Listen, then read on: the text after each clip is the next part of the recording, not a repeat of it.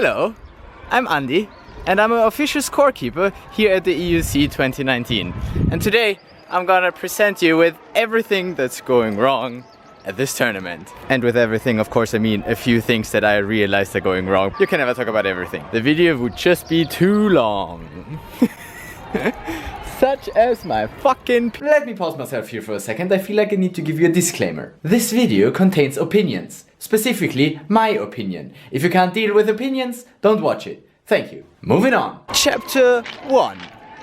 Information. Now, as I'm running around in this shirt, I do somehow represent the tournament as I'm an official in a way. And so people come up to me and ask me questions. Problem is, usually I can't answer those questions because I have no idea. Because I have never been briefed on anything, really. Except for how to do my job as a scorekeeper. So I know how to scorekeep, but that's literally it. I mean, I've been here for a few days now and I start to understand how things work. And so by now I have somewhat of an idea. But you know, it would have still been nice if I got a proper introduction at the very beginning of the tournament. So really the only thing I can do is point the people to the information desk. Chapter 2. Accommodation. Now, I think this one is the most frustrating to people because everybody wants a place to stay, obviously. Now, there are several different accommodations here. There are the college dorms, there's the university where I'm located at right now. That's the biggest one. And then there are hotels. And I think there have been a few mix-ups where people were put to the wrong location and then people didn't have a place to stay, and that of course is super annoying, I can understand. I would say that the rooms are okay, not the best thing you can have. One poor fella even had bed bugs in their bed. The rooms just get really hot and you can't do anything about the hot weather except have a climate neutral tournament, but who does that? And then there's of course the whole lunch and dinner situation. I mean, the food itself is not that bad. What people complain about are the queues. There are always those goddamn fucking queues. I can understand that they don't let a lot of people in for, you know, security reasons, that they don't all stand in here. But there is enough space for people to sit. The problem is just the inefficiency of food outgiving, because there's one person doing it. One! Somebody is trying to save some money here. And everybody is individually asked what they want, and then she waits and waits. I counted how long it takes to serve one person. It's 40 seconds. What? They could just prepare stuff and people take the thing they want. Is that so hard? Or alternatively, just let the people grab it themselves. It's not so different from the other buffet that you have. I'm not saying they're not nice, I'm just saying they're inefficient. I mean, I sometimes also complain that the portions are not big enough and that I didn't have enough. Sometimes they let me have more, sometimes they don't. Today is a good day, but I had worse. Where I'm staying, I can't have refills. But here, where the others are staying, they have enough. So, I came here to eat. Why? The others is staying. Okay, fine. I came here for my after sun lotion and then I saw that there was food and then I ate. Is that better? At least it's on it. Which brings us to chapter 3. Food on site. First thing to realize is that you can't buy food or drinks with money. You need to exchange your money to those tokens, so-called Hugos, and then with those Hugos you can buy stuff. One of those Hugos is €1. Should do the same joke that has already been done before. Now, before you think it takes a shit ton of time to do fried cheese and French fries, this is actually Hugos, so euros. So it doesn't take a long time. It's just super expensive. Yeah, this guy agrees. This guy agrees with me. It's super expensive. Everyone agrees with me, not just this guy. I mean, when's the last time you paid €3 for an ice cream? When I took 2. Poor guys from media need to pay €2 for a coffee because they require coffee. Yes. Is it any good though? No, it's not good, but it's okay. It's not really bad. Is it worth €2? Naturally not, but naturally not. I can totally understand why those tables are empty and why people take food from breakfast. Totally understandable. So somebody is clearly trying to rip people off here. I don't know who that is. Maybe you do. Now, chapter 4. The fields. They're really good, except when they're not. It's been raining too much, except that it hasn't been raining. But the main problem with the fields is that they are too small, aka too narrow. Also, they don't have restraining lines. There should be 3 and 5 meter restraining lines. But you know, there's just not the space for that, because you need to place 2 of those fields on that area. You know what you could do when you would put 1 field on that area? You could have it the appropriate size with restraining lines, and you could put a tent there. Which brings us to chapter 5, sun protection. Guess what we have for that? Umbrellas. Cheap umbrellas. If it's windy, they will just collapse. See? And the worst thing, not even every field has an umbrella. Like over there, there's no umbrella. So you have to stand the entire day in the sun to scorekeep. And even if you apply a 50+ sunscreen like me, I mean, I don't know what the privileges that I have as a white man. I'm sunburned on the fingers and my face. That's probably because I'm wearing my cap the wrong way around. Ha!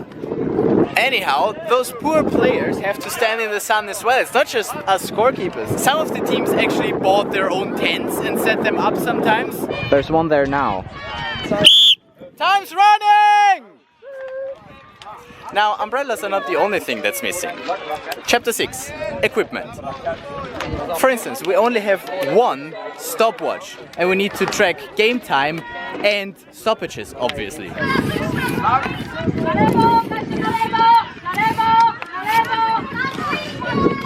Up until the 3rd day of the tournament, we had to use chalkboards. Now, oh wow, we got scoreboards. Only like the 3rd day tomorrow, 4th. What's so funny, Lou? Crazy. We did. Now we have proper scoreboards. Proper scoreboards. The best thing is that you see on both sides what the score is. Phenomenal. It's gotta be 42-12. Oh no, still 42-2. Great scoreboards. The best scoreboards. Only at Pure. You know what else would be cool to have? Walkie-talkies. Because as for tracking game time, I have to use my personal phone for Chapter 7, communication. We have a WhatsApp group for scorekeepers. And whenever anybody has any sort of problem, we use that WhatsApp group. Now there's one person in the WhatsApp group, Sheila, the coordinator of the scorekeepers. She has a walkie-talkie and can talk to other people. So on the one hand, I think that's a bit inefficient, always having this bottleneck, 1 person. On the other hand, I don't like to use my personal phone for communication because there are several problems with this. One of them being my phone only has a certain amount of battery and it dies fairly quickly. A bigger problem, some of the scorekeepers don't even have a data plan for Hungary, so they don't have internet. So basically they're offline as soon as they leave the building. And that's especially bad if they're working on the satellite fields, which are located 800 meters away. 800 meters. More like 1.5 kilometers. It's also a matter of style whether I have a walkie-talkie or my private phone. If I'm scorekeeping and I'm sitting there with my phone out, texting, people might think, oh, he's on his phone, he's doing private stuff. Even if I'm sending an official message via the official channel, the only channel I have to contact anyone from the organization. It's like, I have to use my phone and it just doesn't look as nice. Also, it's just so much cooler running around with a walkie-talkie. Like you feel so much more in charge if you have like voice coming out of that radio thing. It's just, I would love to have a walkie-talkie, okay? And I don't know how the communication with the teams works, but I don't think that it's that much better. And now for a topic that is very close to my heart. Chapter 8, volunteers. for what I was able to gather, there are 3 types of volunteers. Number 1, volunteers from the city of Győr. So those are locals who live in the city. I talked to some of them. Some of them don't even know the sport, and I asked them why they are volunteering, and basically, well, I needed to volunteer for my school. So apparently some school programs require a certain amount of volunteering hours. So basically those people are just sitting here and playing with their phones because they're not really interested. Until I tried and engage her in the sport, and today she was actually whistleblowing, so I think that's working well. Anyway, they're still the best of volunteers because they get lunch provided by the city. Then type 2, they are the Hungarian volunteers, the ones from the Hungarian Frisbee, you know, the Hungarian Frisbee, the official Hungarian Frisbee Association. They also volunteer here. They come from all over Hungary, and they stay in the college dorms, so they get breakfast and dinner, but they do not get any lunch. And they work for 12 hours a day. They come here at 8 and they leave at 8. And don't get lunch, and not even a proper long break. And they basically sit in the sun all day and do stuff, and yeah. Type 3, I'm also a volunteer, scorekeepers. All the international volunteers, we are scorekeepers. For the scorekeepers, it was the same as for the Hungarian volunteers, that we're not supposed to get any lunch, but then we complained. And now we're getting lunch. However, the Hungarian volunteers are mainly like children, so they don't complain. So I try to give lunch to them if I figure out that one of them hasn't eaten. Because I know where our stuff is, and I'm definitely willing to share. There we go. They need food, fuck's sake. So, in my personal opinion, I think the volunteers are taking advantage of. And I'm not speaking about myself here. I mainly mean the Hungarian volunteers. Somebody just really wants to make money. Pretty sure that that's not how it's working, because I mean, if you were selling at an acceptable price, then you know, you would make a lot more money because you would actually sell stuff. I actually wanted to film somebody eat here, but never have I seen anybody eat here. Okay. Why are you eating your own food? It's too expensive to buy food over here. And there's not that much choice, there are no vegetables. No vegetables and too expensive. Thank you, organizer. For what? For these expensive prices. There you have it. There you have it. That's a player's opinion. And on the topic of somebody just wanting to make money. Chapter 9. The laundry service. Which laundry service, you ask? Exactly. Which laundry service? See, I have 2 of those scorekeeper volunteer shirts, and I need to wear them constantly, getting my sweat all over it, making them smell really nice. And the only way to wash them is here. There we go, as good as new. Chapter 10. Water. So in the beginning we had those water tanks at each of the fields, but it took a long time to, you know, replace them once they're empty. Their players go and get the water, even though I requested like over an hour ago that we need water. Even the fucking dirt road gets water and we don't. Fucking hell. At that particular game, the water supply wasn't working at all because the Hungarian volunteers were watching the Hungarian game. And I can absolutely not blame them for that. If they're treated like this, I would fucking go to the Hungarian game if I want to see it.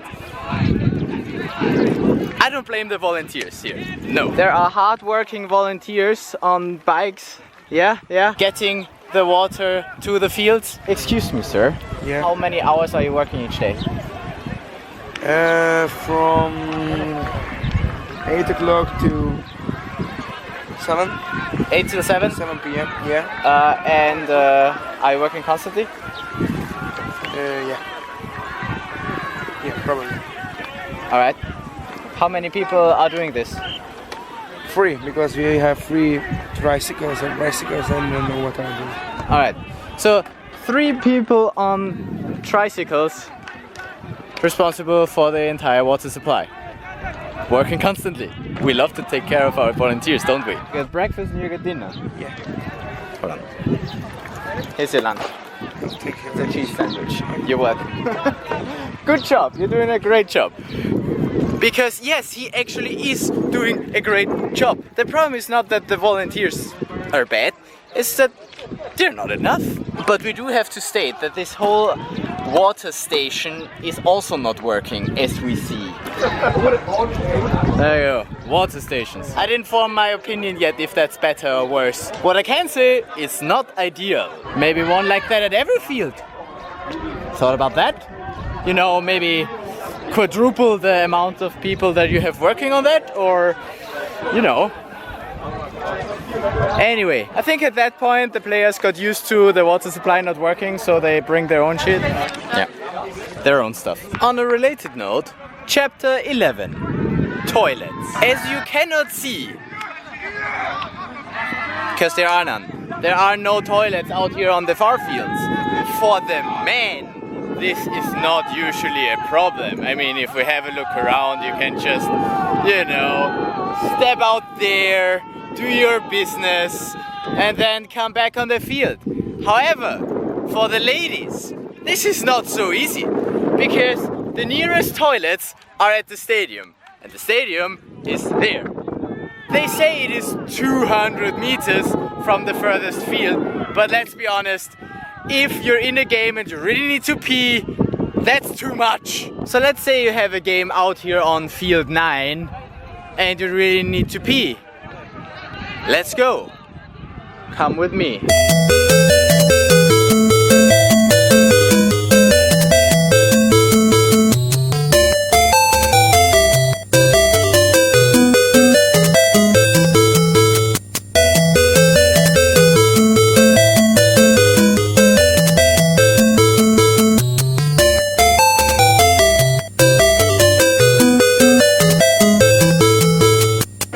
It takes 5 entire minutes to fast walk here.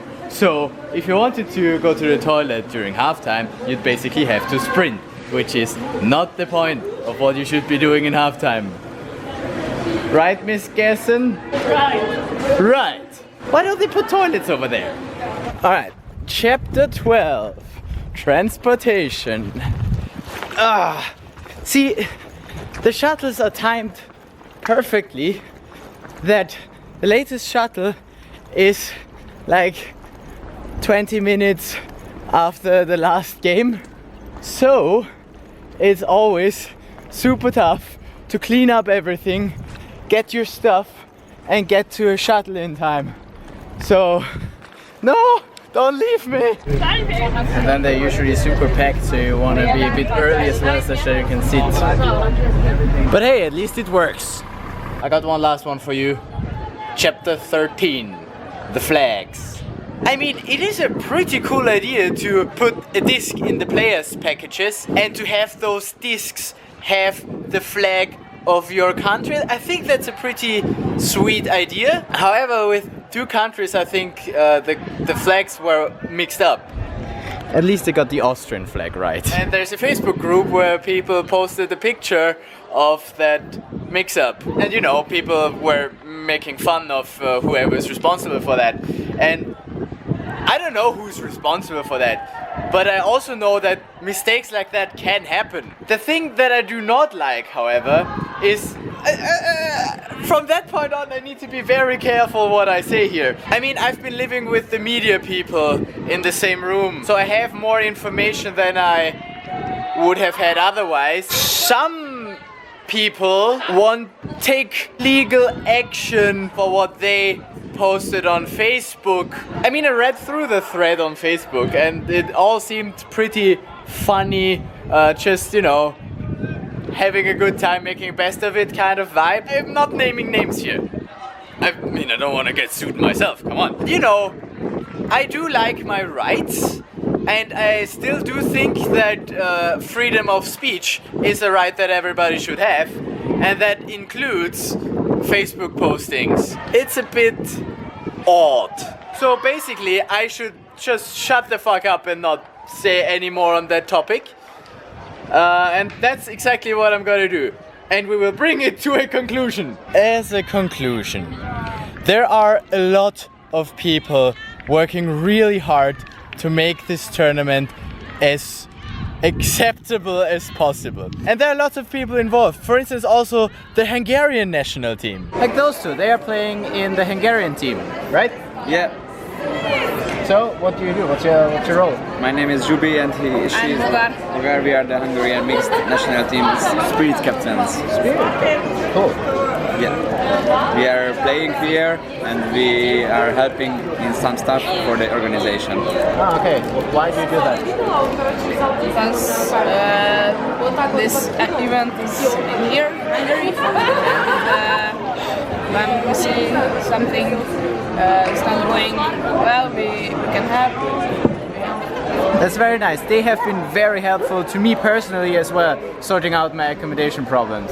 So thank you very much for your help. You're welcome. You're welcome. I mean, everything I mentioned sounds pretty negative, but you can't give the organization too much shit. I mean, it's their first tournament.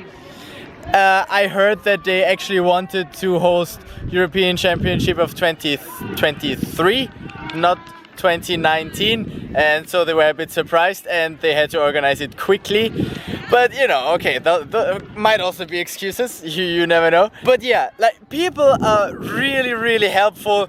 There might just be a few people on top who might you know, do it for the wrong reasons and not for the spirit. Ow, now I feel my allergy again. Grass, you shouldn't lie in the grass if you have a grass allergy. But the grass is really good. And the vibe of the people here is actually really positive. Like, the players that I talk to are all like, yeah, it's a great tournament, we like the games, the fields are great, and the medical support is great. I mean, there's a medic close to every field, we have ambulances here. So, yeah, it's really not all bad. It's just that there are some things that could definitely be improved. Right. So with that, come to EUC 2019. It's still going on for a few days. And otherwise, come to the next Ultimate Frisbee tournament that, you know, will not be organized in Gera. Make your backup.